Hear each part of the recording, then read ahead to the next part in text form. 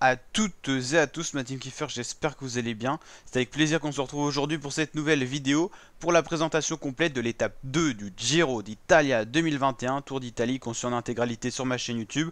Donc n'hésitez pas à vous abonner et activer la petite cloche des notifications pour suivre ces 3 semaines de course qui vont être incroyables sur ma chaîne YouTube. On est une des seules chaînes YouTube qui fait ça en France et donc on fera des vidéos présentation d'étapes comme celle-ci, résumé des étapes une fois terminées comme vous avez pu les consulter hier pour l'étape 1. Vous avez d'ailleurs été très nombreux à vous abonner, je tiens énormément à vous remercier et on va suivre ça ensemble.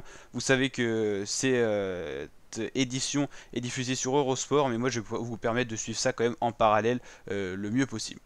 Donc on va regarder un petit peu le profil de cette deuxième étape après le contre-la-montre de la veille où Filippo Ganna, le champion du monde, s'est imposé sur ses terres en Italie.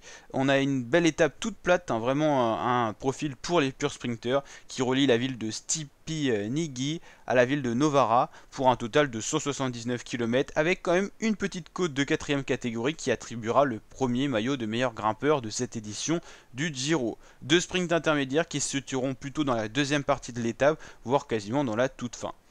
Bien sûr, sur le site Today Cycling, on a les favoris, ce qui est plutôt pas mal pour faire la vidéo. Et je vous donnerai mon petit pronostic également. N'hésitez pas à mettre votre pronostic du vainqueur en commentaire.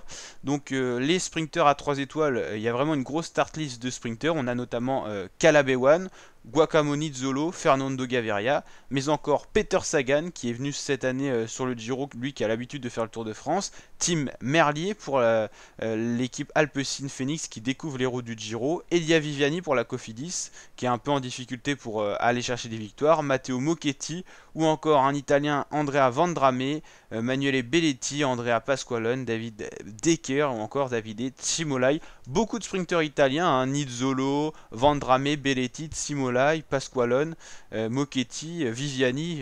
Il y a vraiment beaucoup de chances de victoire italienne après cette première victoire de Filippo Ganna. On retrouve le top 10 d'hier qu'on avait vu en résumé avec comme un Français dans le top 10, faut le souligner, c'est l'Auvergnat Rémi Cavagna.